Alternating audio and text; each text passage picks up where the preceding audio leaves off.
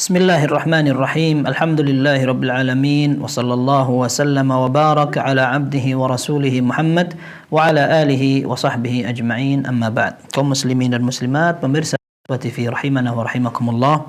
Ada pertanyaan dari saudara Digu di Surabaya, Jawa Timur. Bismillah. Di hati saya sering muncul rasa was-was, padahal saya tidak menginginkan itu. Apakah saya orang munafik? Taib. Ada beberapa kesempatan yang lalu kita sempat mengatakan bahwa was-was merupakan penyakit yang sering menjangkit semua orang. Masing-masing dari kita memiliki peluang untuk terjangkit penyakit tersebut. Akan tetapi seperti disampaikan oleh Syekh Sulaiman Ar-Ruhaili, beliau katakan kita tidak boleh menyerah dan menjadi budaknya. Akan tetapi kita harus lawan. Kita harus selesaikan perkara yang membuat kita terbelenggu dan tidak nyaman tersebut. Ketika seseorang diganggu, jangan-jangan najismu tidak engkau bersihkan, jangan-jangan engkau wudunya tidak sempurna. Ketika sholat pun demikian, belum kau dengan maksimal, engkau harus ulangi kembali, lalu sampai dibuat was-was dalam berbagai urusan. Maka cara yang tepat adalah ketika seseorang sudah berusaha untuk menyelesaikan segala aktivitasnya dengan semaksimal mungkin. Ketika bersuci, dia jaga kebersihannya, kemudian dia wudhu dengan sempurna, lalu dia laksanakan sholatnya juga dengan sempurna sesuai dengan ajaran yang benar. Maka setelah itu serahkan kepada Allah dan jangan diperturutkan perasaan keraguan-raguan tersebut. Karena itu bisa jadi dari syaitan agar kita semakin kesulitan untuk beribadah kepada Allah Subhanahu wa taala.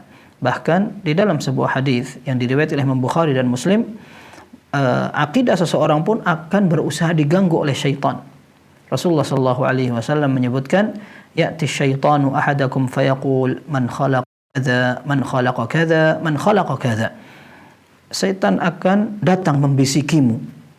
Dia akan mengatakan dan bertanya-tanya, siapa coba yang menciptakan ini? Siapa coba yang menciptakan ini? Siapa coba yang menciptakan ini? Dan orang ketika itu dia hanya mudah mengatakan, ya gampang saja, ini kan Allah. Artinya was-was atau pertanyaan-pertanyaan yang seringkali muncul di pikiran, demikian, dia akan bisa mengatakan, ya yang menciptakan Allah, selesai. Dan itu adalah jawaban yang paling gampang. Siapa coba yang menciptakan arsy yang lebih besar? Kalau seandainya ada langit yang lebih besar lagi, bintang lebih besar lagi, siapa yang menciptakan? Sampai kata Rasulullah SAW, hatta yaqul man khalaqa rabbak.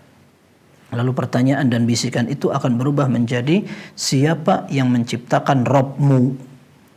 Maka ini yang dijelaskan para ulama, setan akan berusaha menebarkan keraguan-raguan dalam hati seseorang dalam keimanannya.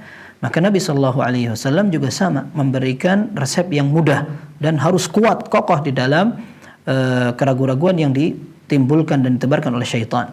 Kata Nabi SAW, فَإِذَا بَلَغَ ذَلِكَ فَلْيَسْتَعِذْ بِاللَّهِ وَلْيَنْتَهِ. Apabila dia sampai pada level itu, maka hendaklah dia lepaskan, dia berhenti dari pikiran dan terus-menerus untuk memikirkan itu. Biarkan saja. Dan dia perlu meminta perlindungan kepada Allah dengan isti'adzah. Bilangnya astaghfirullah, sudah selesai. Dalam beberapa riwayat dikatakan, فَلْيَقُلْ آمَنْتُ بِاللَّهِ. Katakan, aku beriman kepada Allah. Tidak perlu mencari jawabannya siapa yang menciptakan Allah, tidak perlu.